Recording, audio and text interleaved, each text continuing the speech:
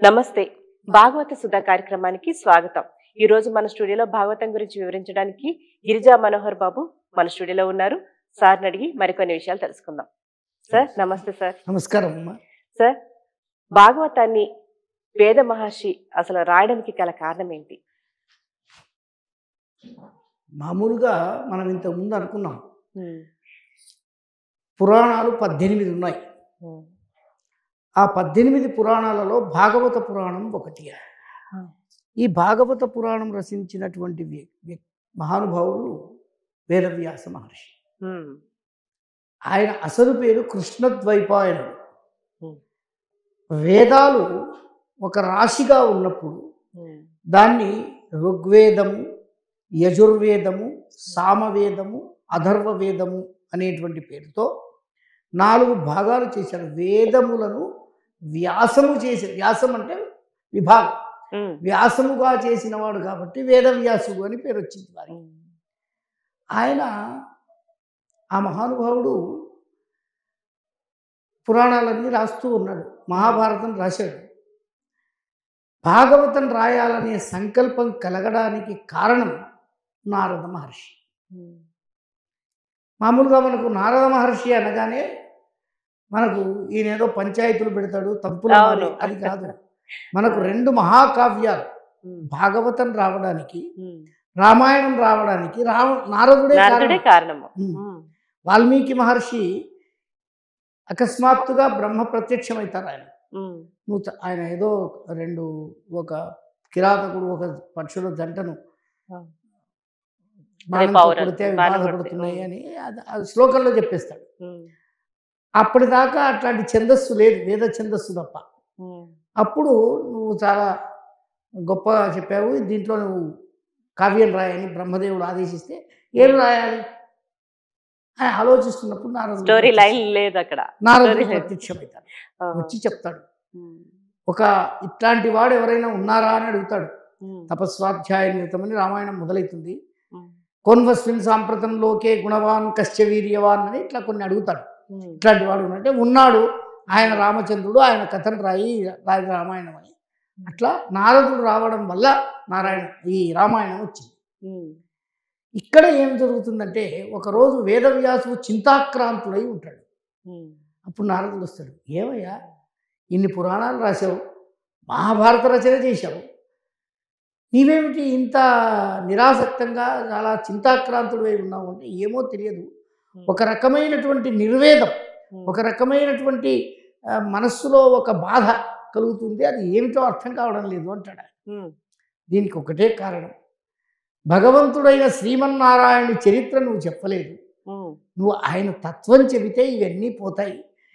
కథలు భారతం ఉండొచ్చు, మిగతా ఉండొచ్చు, నువ్వు నారాయణ నామస్మరణ చెయ్యి, ఆ స్మరణతో ఆ కథలు చెప్పు అని నారదుడు తన జీవిత చరిత్రను చెప్తాడు. దాంట్లో భాగవతంలోనే ఉంటుంది ఇదంతా. భాగవతం మొదటి భాగంలో ఇవన్నీ ఉంటాయి. అప్పుడు ఈ భాగవత రచనకు ఆయన పూనుకుంటాడు. ఆయన జీవితం పరిపూర్ణమవుతుంది. అందుకని భాగవత పురాణం వచ్చింది అని. అంటే వేదవ్యాస మహర్షి రాయడానికి మూల కారణం నారదుడే. అంటే నారదుడి వల్ల ఆయన భక్తి సూత్రాలు రాశాడు. ఆయన ఏదో ఈ సినిమాల్లో చూపించినట్టు ఆయన ఏదో పంచాయతీలు పెట్టే బాబత్ కాదు. అది నారద మహర్షి యొక్క. నారదుడు అంటే జ్ఞానం ఇచ్చేవాడని అర్థం. నారం దదాతి ఇది నారద అని. నారదుడు జ్ఞానం ఇచ్చేవాడు. మనకు జ్ఞానం ఇచ్చినవి రామాయణము, భాగవతం లాంటి మహాగ్రంథాలకు మూల కారణం ఆయన్నే. భక్తి సూత్రాలు ఆయనే రాశాడు. ఆయన దర్శనం వల్ల, ఆయన బోధ వల్ల, ఆయన ఆదేశం వల్ల వేదవ్యాస మహర్షి ఈ మహాభాగవత రచన చేశాడు. అది భాగవతం పుట్టుకకు మూలం. తర్వాత దీనికి పురాణ లక్షణాలు ఉన్నాయి కాబట్టి పురాణంలో కలిసింది. అది భాగవతం. దాంట్లో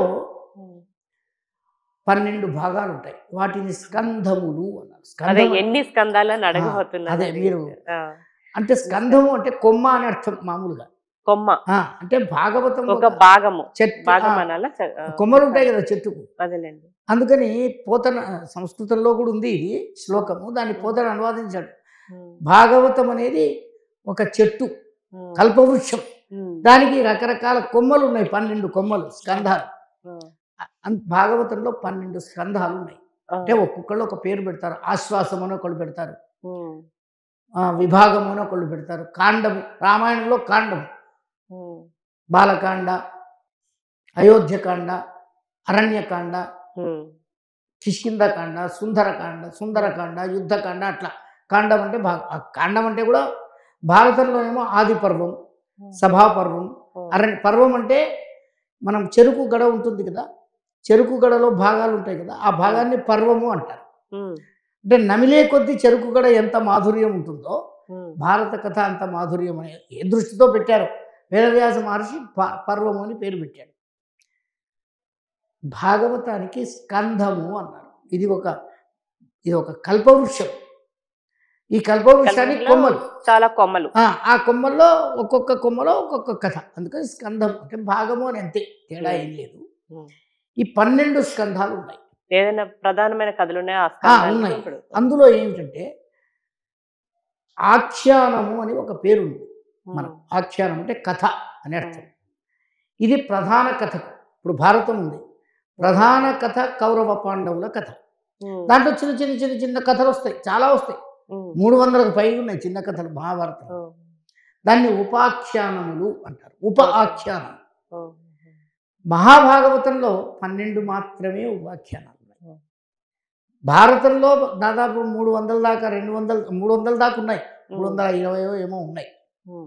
కానీ భాగవతంలో 12 ఉపాఖ్యానాలు ఉన్నాయి. ఈ 12 ఉపాఖ్యానాలు ఒక్కొక్కటి ఒక్కొక్క ప్రత్యేక కావ్యం. ఇప్పుడు నంతిదేవుడి కథ ఉంది, అదొక ఉపాఖ్యానం, దానివల్ల కొంత ప్రయోజనం ఉంటుంది. గజేంద్ర మోక్షం ఉంది, దానివల్ల ఒక తత్వం. అట్లాగే ప్రహ్లాద చరిత్ర ఉంది, అదొక తత్వం. రంతిదేవుడి కథ ఉంది, అదొక తత్వం. అంటే అట్లా 12 ఉపాఖ్యానాలు ప్రత్యేకించి, అవి దేనికవే రుక్మిణీ కళ్యాణం ఉంది, అదొక ప్రత్యేకమైనటువంటిది. అంటే దేనికది ఒక ప్రత్యేకమైన కావ్యంగా చెప్పొచ్చు. మొత్తం కలిపి ఒక పురాణం ఇది. అందులో ఒక్కొక్క భాగం అది ఒక్కొక్క స్కంధంలో. ఇప్పుడు వామన చరిత్ర ఉంది, ఇది ఒక స్కంధంలో ఉంటుంది. వామనావతారం అంటే దాదాపుగా మనం 10 అవతారాలు చూస్తాం. మత్స్య కూర్మ వరాహస్య నారసింహస్య వామన అని. దీంట్లో భగవంతుడు 21 అవతారాలు వర్ణించారు. నారదుడు కూడా భగవంతుడైన శ్రీమన్నారాయణకి ఒక అవతారమే. వేదవ్యాసుడు కూడా శ్రీమన్నారాయణ అంశలో పుట్టినవాడే. అవన్నీ ఇందులో వస్తాయి. మనం భాగవతం లోపలికి వెళ్ళినప్పుడు దాని గురించిన విశేషాలు తెలుస్తాయి. అంటే భాగవతం యొక్క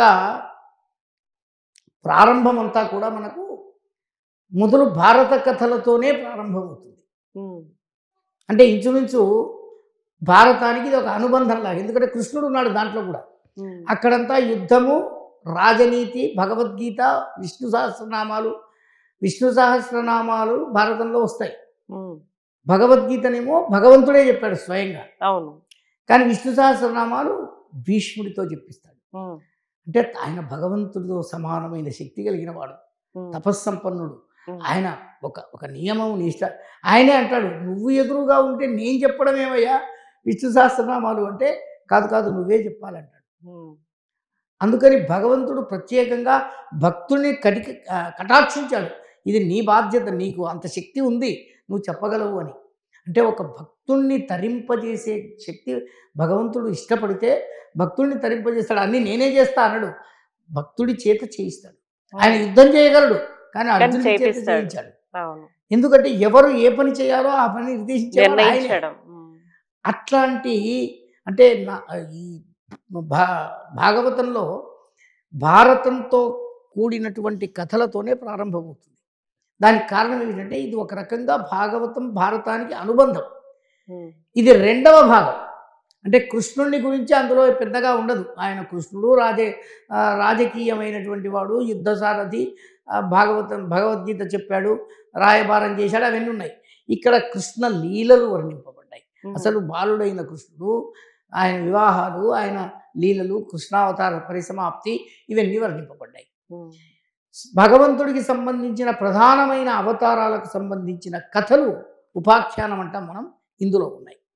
అంటే వామనావతారం ఉంది, కూర్మావతారం ఉంది, అన్ని అవతారాలకు సంబంధించిన నరసింహావతారం ఉంది, ఇవన్నీ ఇవన్నీ కూడా ఉపాఖ్యానాలుగా ఇందులో పొందుపరిచాడు.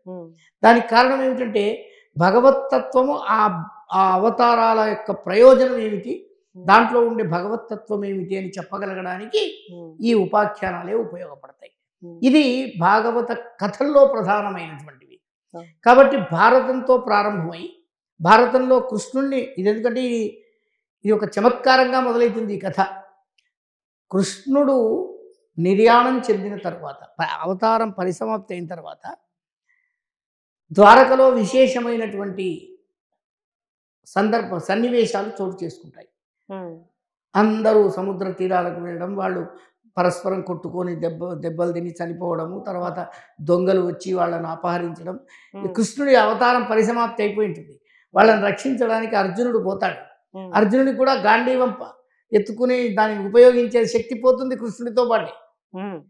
అప్పుడు వచ్చి ధర్మరాజుకు నివేదించుకుంటాడు, ఆయన పోయాడు, మన సారథి మన సచివుడు అని పాపం చెప్పుకుంటాడు. అవన్నీ అట్లా మొదలవుతుంది. కృష్ణావతార పరిసమాప్తి తర్వాత మొదలై తర్వాత కృష్ణుడి కథ దశమ స్కంధం, 12 స్కంధాలు ఉన్నాయి. 10వ స్కంధంలో 2 భాగాలు ఉంటాయి. ఆ 2 భాగాల్లో పూర్వ భాగం అంతా ఒక కృష్ణుడి కథల్లో ముందు భాగం, 2వ భాగం కూడా ఉంటుంది, ఉత్తర భాగము అంటారు.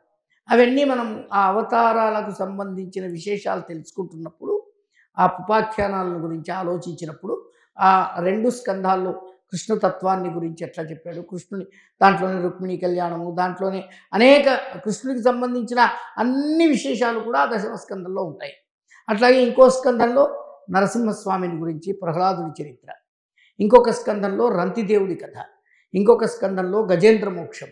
అంటే ఒక్కొక్క భాగంలో ఒక్కొక్క అవతార తత్వం చెప్తూ ఆ అవతారాల్లో ఉన్నటువంటి భగవత్ తత్వం ఏమిటి, వాటి వల్ల మనం ఏం తెలుసుకోవాలి, ప్రహ్లాదుడి వల్ల ఏం తెలుసుకోవాలి, రంతిదేవుడి వల్ల ఏం తెలుసుకోవాలి, గజేంద్ర మోక్షం వల్ల ఏం తెలుసుకోవాలి, ఈ విషయాలన్నీ కూడా ఉపాఖ్యానాలుగా అందులో చెప్పబడ్డాయి. దాంట్లో కొన్ని ఉపాఖ్యానాల గురించి లోతుగా వెళ్ళి మనం తర్వాత అధ్యయనం చేస్తాం. అది గురుగారు, మరి భాగవత తత్వాన్ని గురించి వివరిస్తారా? మనము ఇంతకుముందు కొద్దిగా అనుకున్నాం. భాగవతము పోతన చెప్పిన మాటలను బట్టే ఇది తెలుసుకోవడం సులభమేం కాదు. ఇది బ్రహ్మదేవుడికి లేకపోతే శ్రీమన్నారాయణుడికి కూడా అంత సులభం కాదు. కాకపోతే నేను తెలిసినంత చెప్తాను. ఏం చెప్పాడు ఇందులో అంటే ప్రధానమైనటువంటిది భక్తి ఒకటి. దాని తత్వంలో మూలం ఏంటంటే మోక్ష సాధన. అంటే మోక్ష సాధనకు అవసరమైన సామగ్రి, అంటే ప్రతిదానికి కొంత మనకు ఏదైనా పని చేయాలంటే దానికి ఒక సామగ్రి ఉండాలి. మోక్షానికి కూడా ఒక సామగ్రి, మోక్ష సాధన సామగ్రి అంటారు దాన్ని. దాన్ని సాధించడానికి ముందుగా భగవంతుని మీద భక్తి ఏర్పడాలి. మనం ఆ అచంచలమైన భక్తి అంటాం.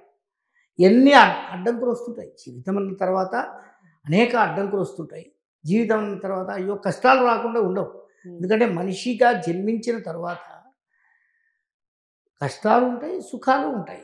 కానీ కష్టంలో చెలించకుండా ఉండడం కొరకు మనం సాధారణంగా భగవంతుడిని ఆశ్రయిస్తుంటాం. భగవంతుడా నాకు కష్టం వచ్చింది. అయితే ఇక్కడ మనం జాగ్రత్తగా ఉండవలసింది ఏమిటంటే కేవలం కష్టాలు వచ్చినప్పుడే భగవంతుడు నాకు సుఖం వచ్చింది భగవంతుడు అన్నారు. అది నా అదృష్టం అంటుంటాడు. అవును, కష్టం వస్తేనేమో వాడు నన్ను ఇట్లా పరీక్షిస్తున్నాడు అంటుంటాడు. అవును. తర్వాత భక్తి పేరుతో మౌఢ్యం పనికిరాదు, మూఢత్వం పనికిరాదు, మూఢభక్తి కాదు. మనం భక్తి అనేది కేవలం మనకు కొంత శుచి శుభ్రత ఇవన్నీ ఉండాలి. కానీ ఈ శుచి శుభ్రత కేవలం బాహిరంగా ఉండకూడదు, మానసికంగా ఆంతరంగా కూడా ఉండాలి. ఆ ఆంతరంగా ఉండడానికి అవసరమైన స్థాయిని మనం పెంచుకోవాలి. అంత సులభం ఏం కాదు అది. ఎందుకంటే మన మనస్సు చంచలమైంది కాబట్టి మనస్సును ముందు దాని మీద నిలపాలి. దాంట్లో 2 గుణాలను మర్చిపోకూడదు. ఇంతకుముందే మనం అనుకున్నాం, దయయు సత్యంబు, ఈ 2 ఉండాలి. ఈ 2 ఉంటేనే భక్తి నిలబడుతుంది. అంటే ఎవరినంటే వాడిని చీదరించుకోవడం, వాడిని తక్కువ చేసి చూడడం, ఇట్లాంటి అసమానతలు ఏవైతే మనం ఇప్పుడు అంటున్నామో సమాజంలో అసమానతలు ఉన్నాయి. ఇవి ఉంటే భక్తి నిలబడదు. అహంకారం పెరుగుతుంది, వాడు నాకంటే తక్కువ, వాడు నాకంటే ఎక్కువ, వీడిని ఆశ్రయించాలి, వీడిని నిరసించాలి, ఇవన్నీ ఉండకూడదు. అందరూ సమానం. మొదలు ఆ తత్వం అలవడాలి. ఆ దయాగుణం ఉండాలి, ఆ కరుణ అంటాం మనం. అందుకని కరుణకు భక్తికి పునాది ఏంటంటే ఈ రెండే, దయా సత్యం. తర్వాత రామాయణం కూడా శ్రీరామచంద్రుడిని గురించి, సత్యాన్ని గురించి చెప్తూ సత్యం ఏవేశ్వరో లోకే అన్నారు. లోకంలో భగవంతుడు ఈశ్వరుడు అంటే ఒకటే, అది సత్యమే ఈశ్వరుడు, మిగతాది కాదు. అంటే సత్యవాక్ పరిపాలన లేదా సత్యభావనను మనం ఆచరణలో పెట్టేటప్పుడు అనేక కష్టాలు వస్తాయి. ఇప్పుడు రాముడు తండ్రి మాట దవదాటకూడదు అనుకున్నాడు, అరణ్యాలకు పోవాల్సి వచ్చింది, కష్టపడ్డాడు. భార్యను ఎవడో అపహరించాడు, కష్టపడ్డాడు. పోయాడు, యుద్ధం చేశాడు, తెచ్చుకున్నాడు. కష్టాలు వస్తాయి, కష్టాలు వస్తాయి కదా వెనకాడకూడదు. అంటే కష్టాన్ని ఎదుర్కొనగలిగే మానసిక ధైర్యాన్ని ఇచ్చేటువంటిది భక్తి. అంటే ఇక్కడ భక్తి అంటే కేవలం దైవం మీద భక్తే కాదు, సమాజం మీద భక్తి ఉండాలి, సత్యం మీద భక్తి ఉండాలి, మనం ఆచరించే ధర్మం మీద భక్తి ఉండాలి. భక్తి అంటే మనం ఏదో చేతులెత్తి మొక్కి 4 నైవేద్యాలు పెట్టడం, మామూలుగా ఆర్భాటాలు చేస్తుంటారు, ఓ నైవేద్యాలు పెట్టి రకరకాలుగా అలంకారాలు, అవన్నీ అలంకారాలన్నీ బాహిరం. భగవంతుడు దానికి తృప్తి పడడు, చూసేదానికి అది మనకు ఆ కథలు వస్తాయి. భాగవతంలో కేవలం భక్తి బాహిరమైంది కాదు. ఎందుకంటే శ్రీకృష్ణుడి కథల్లో ఉద్ధవుడు అని ఒక శిష్యుడు ఉంటాడు శ్రీకృష్ణుడికి, వాడికి చెప్తాడు భక్తిని గురించి చాలా విషయాలు. అంటే భక్తి అనగానే మనం వాళ్ళు ఏం చేస్తారంటే ఇంతెత్తు 50 అడుగుల విగ్రహం, 20 అడుగుల విగ్రహం, వాడికి ఇన్ని పూలు అన్ని, అది కాదు, అది భక్తే, అది కేవలం ప్రదర్శన, భక్తి కాదు. బహిరంగ ప్రదర్శన ఎప్పుడు భక్తి కాదు. ఆంతరికమైనటువంటి మన మానసికమైనటువంటి విషయంలో చాలా స్వచ్ఛత ఉండాలి. ఆ స్వచ్ఛత భక్తికి మార్గం చూపిస్తుంది. అది భాగవతం చెప్తుంది. భాగవత తత్వంలో ప్రధానం భక్తి. ఆ భక్తి కూడా స్వచ్ఛమైన భక్తి, అంతరంగ క్షాళన అంటాం దాన్ని. అంటే మనస్సును మొదలు కడుక్కోవాలి. మనం పైన ఎన్నో చేసుకుంటాం, కడుక్కుంటాం, శరీరం బాగుండదు అవన్నీ, కానీ మనసు కూడా బాగుండాలి. ఆ మనసు బాగుండడానికి పునాది ఈ 2 గుణాలు, ఇది ఉండాలి. ఈ సత్యాన్ని పాటించడం, కరుణ అనేది లేకపోతే, ఎందుకంటే అడుగడుగున భాగవతంలో కథల్లో ఇది కనిపిస్తాయి. మనకు మామూలుగా కృష్ణావతార కథల్లోనే వస్తాయి. తర్వాత వస్తుంది కుబ్జ అని ఒక గూని ఆవిడ ఉంటుంది, చాలా అందవికారంగా ఉంటుంది. ఆమె భగవంతుడి మీద భక్తి ఉంటుంది. భగవంతుడు ఆమెను కటాక్షిస్తాడు శ్రీకృష్ణుడు. ఆమెను శరీరం అంతా స్పృశించిన తర్వాత ఆమె ఒక సుందరమైన వనితగా మారుతుంది. నీకేం కావాలో కోరుకోమంటాడు, నాకేమొద్దంటాడు. ఆమె ఏమంటుంది, నీ పాద కమల సేవయు నీ పాదార్చకులతోడి నెయ్యం, నాకేమొద్దయ్యా, నిన్ను సేవించుకోవడం, నిన్ను సేవించే వాళ్ళను దర్శించుకోవడం, ఇది తప్ప నాకు వేరే అక్కర్లేదు. అట్లాంటి అంతరంగ తత్వం రావాలి. అది రావడానికి కావలసినటువంటి విశేషమైనటువంటి ఉపాఖ్యానాలు భాగవతంలో ఉన్నాయి. ప్రహ్లాదుడు ఉంటాడు, ఎన్నో రకాలుగా తండ్రి ఇబ్బంది పెడతాడు, కానీ చెలించడు. చెలించకపోవడానికి కారణం ఏంటంటే మానసికమైనటువంటి ధైర్యం. ఆ మానసిక ధైర్యం రావడానికి కారణం భగవంతుడైన తత్వం మీద అచంచలమైన విశ్వాసం పసితనంలోనే వచ్చింది. ఆయన్ను రక్షించాడు భగవంతుడు. కాబట్టి భక్తి తత్వానికి ప్రధానమైనటువంటి భూమిక, పీఠిక, ప్రధానమైన స్థానము భాగవతం. అసలు భాగవతం అనేది, అందుకనే భక్త్యా భాగవతం జ్ఞేయం అన్నారు. ఇది భక్తితోనే తెలుస్తుంది తప్ప కథలు తెలితే కథలు తెలుస్తాయి, కానీ కథల్లో ఉన్న అంతరార్థం అనేటువంటిది అంత సులభంగా తెలియదు. దానికి కారణం ఈ తత్వమే. ఇవి 2 గుణాలు మనకు ప్రధానంగా. ఎందుకంటే వామన చరిత్రలో వస్తాడు ఆయన, ఏదో అడుగుతాడు, అడిగితే 3 అడుగులు ఇస్తా అంటాడు ఆయన. వాళ్ళ గురువు ఉంటాడు, రాక్షసుల గురువు శుక్రాచార్యుడు. ఆయనకు తెలుస్తుంది ఈయన శ్రీకృష్ణ పరమాత్ముడే, ఈయన శ్రీమన్నారాయణుడే. నువ్వు ఎందుకు ఇస్తావయ్యా ఆయనకు ఇవ్వడం వల్ల నిన్ను చాలా ఇబ్బంది పెడతాడంటే, ఆయన సత్యము పాటించేవాడు, అడిగేవాడు శ్రీమన్నారాయణుడు అయినప్పుడు వాడి చేయి కింద ఉంటుంది కదా, నా చేయి పైన ఉంటుంది కదా, వాడు ఏమడిగా ఇస్తా అంటాడు. ఒకసారి మాట ఇచ్చిన తర్వాత తిరగను నేను అన్నాడు. అంటే సత్యం అనేది ఇబ్బందులు పెట్టవచ్చు, వాడిని పాతాళానికి పంపింది ఆయన. అక్కడ ఒక చమత్కారం ఉంటుంది, ఆ పాతాళంలో ఆయన ఇంటికి కాపలా శ్రీమన్నారాయణుడు ఉంటాడు. అంటే భక్తుడికి అన్యాయం జరిగిందని ఆయనకు తెలుసు. దానికి కారణం సత్యం. సత్యాన్ని రక్షించే తత్వం భగవంతుడికి ఉంది. కాబట్టి ఆయన ఇంటి ముందు నిలబడ్డాడు. ఆయనకేం అవసరం లేదు కదా, అవును. ఆయన తొక్కేశాడు, అయిపోయింది. కానీ తొక్కేసినా కూడా సత్యం ఎదుట ఆయన నిలబడి దాన్ని రక్షించే పద్ధతిని ఆ ప్రయత్నాన్ని ఆయన చేశాడు భగవంతుడు. అంటే ఎక్కడ కష్టం వచ్చినా అక్కడ సత్యం ఉన్నా, ధర్మం ఉన్నా, దయ ఉన్నా, కరుణ ఉన్నా, మానవత్వాన్ని తెలిపేటువంటి ఏ లక్షణం ఉన్నా దాన్ని భగవంతుడు రక్షిస్తాడు. ఆ తత్వం భాగవతంలో అడుగడుగున ప్రతి కథలో కనిపిస్తుంది. మనం చాలా ఉపాఖ్యానాలు ఉన్నాయి, ఇందులో 12 ఉపాఖ్యానాలు ఉన్నాయి. ప్రతి ఉపాఖ్యానంలో కూడా ఈ తత్వాన్ని మనం తెలుసుకునే ప్రయత్నం చేయొచ్చు. ఇది భాగవతంలో మనకు కనిపించేటువంటి ఒక ప్రధానమైన గుణం, ప్రధానమైన లక్షణం, ప్రధానమైన తత్వం. అది భాగవతానికి సంబంధించిన అంశం అమ్మా. అసలు భాగవతం ఎందుకు, ఎవరి కోసం అనేది ఏమన్నా పోతన గారు చెప్పారా సార్? చాలా గొప్ప పద్యం చెప్పాడమ్మా. ఎందుకంటే మనం ఇవాళ కలియుగంలో ఉన్నాం. మనకు 4 యుగాలు చెప్పారు, కృతయుగము, త్రేతాయుగము, ద్వాపరయుగము, కలియుగం అని. కాల ప్రమాణం, అది భారతీయుల లెక్క, అది వేరే విషయం. కలియుగములో మానవులు ఎట్లుంటారో చాలా బాగా చెప్పాడు. అలసులు, మందబుద్ధియుతులు, అల్పతరాయువులు, ఉగ్ర రోగ సంకలితులు, మందభాగ్యులు, సుకర్మములెవ్వియు చేయరు ఎయ్యడన్, సుకర్మములెవ్వియు చేయదలరీ కలియుగమందు మానవులు. కావున ఎయ్యది సర్వ సౌఖ్యమై ఎలవడు, ఏమిటింబడమున ఆత్మకు శాంతి మునీంద్ర చెప్పవే. ఇంతకుముందు అనుకున్నాం, వేదవ్యాస మహర్షికి నారదుడు కనిపిస్తే నాకు ఆశ్చర్యం కలుగుతుంది, కలియుగం వస్తుంది కదా, ఈ కలియుగంలో మానవులు చాలా భయంకరంగా ఉంటారు. అలసులు, ఏది పట్టించుకోరు, అలసత్వం ఉంటుంది. మందబుద్ధియుతులు, అల్పతరాయువులు, తక్కువ ఆయుష్, ఉగ్ర రోగ సంకలితులు, భయంకరమైన రోగాలు. కోపిష్టి రోగి కూడా ఉంది కదా అన్ని. ఈ రోగం అనేది, ఉగ్ర రోగం అనేది రెండోది. రోగం అంటే కొంచెం తీక్ష్ణంగా ఉండే రోగాలు.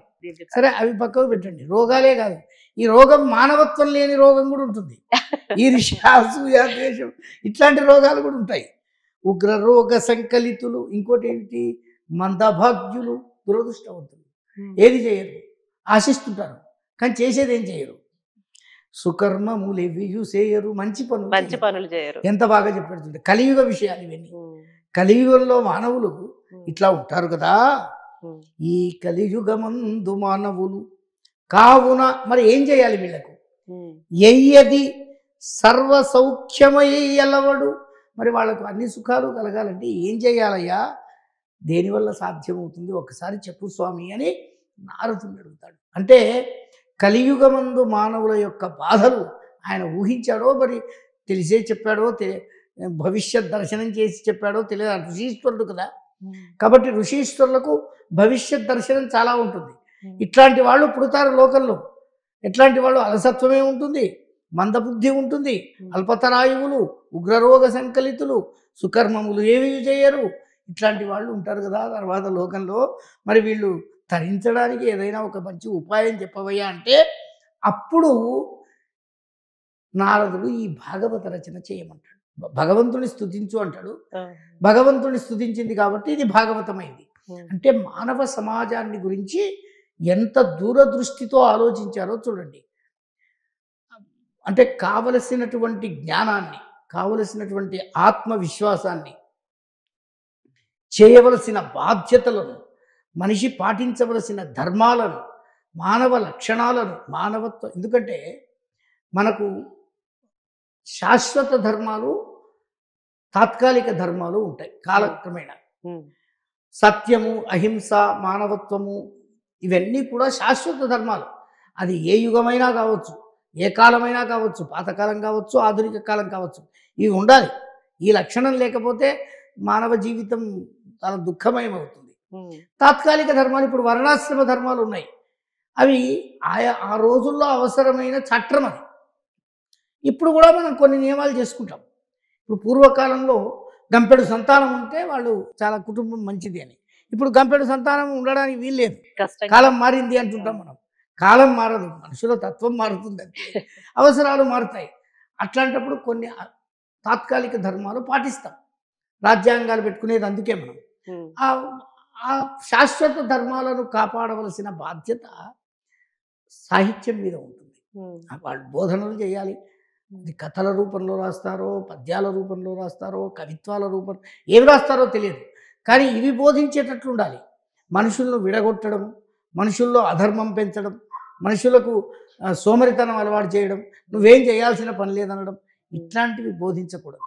కాబట్టి నారదుణ్ణి వేదవ్యాస మహర్షి అడిగినట్టు భాగవతం చెబుతుంది. అంటే అప్పుడే వీళ్ళు మానవ జీవితాన్ని గురించి, భవిష్యత్తు గురించి అంత గొప్పగా దర్శించారు. అది పురాణ ఋషుల యొక్క లక్షణం. అంతేగాని వాళ్ళు ఎక్కడో అడవుల్లో కూర్చొని తపస్సు చేశారు. వాడేమి డబ్బులు సంపాదించాలి, లేదా పుస్తకాలు వేసుకోవాలి, అమ్మాలి, ఇట్లాంటివి లేవు. వాళ్ళు చెబుతూ పోయారు, అడవుల్లో తపస్సు చేశారు. వాళ్ళకి ఏమవసరం? వాళ్ళు ఏమో ఆకులలములు తింటూ చాలా సాత్వికమైన జీవితాన్ని గడుపుతూ సమాజం కొరకు మాత్రమే జీవించారు. ఒక రకంగా ఇప్పుడు చాలామంది సైంటిస్టులు ఉన్నారు, వాళ్ళు జీవితాంతం కష్టపడి అనేక విషయాలను కనిపెడుతుంటారు మనకు అవసరమైనవి. వాడు ఎన్ని కష్టాలు పడుతుంటాడో ఏమో ఎవరికి తెలియదు. సమయానికి తిండి తినడు, సరైన సౌకర్యాలు ఉండవు, అయినా వాడు కష్టపడతాడు. అట్లా ఇది భావి సమాజానికి అవసరమైన మానవుల కొరకు ఈ భాగవతం అవతరించింది. భాగవత అవతరణం అనేది ఒక ప్రత్యేక ఉద్దేశ్యం, ఒక లక్ష్యం ఉంది. ఆ లక్ష్యం ఇట్లాంటి భవిష్యత్ జీవితాల్లో లేదా భవిష్యత్ కాలంలో వచ్చేటువంటి మానవ సమాజానికి ఇది సరి అయినటువంటి దిశను చూపించేదిగా భావించి మన ప్రాచీనులు దీన్ని వేదవ్యాస మహర్షి లోకంలోకి తీసుకొచ్చారు. దాన్ని పోతన్న గారు తెలుగు చేశారు.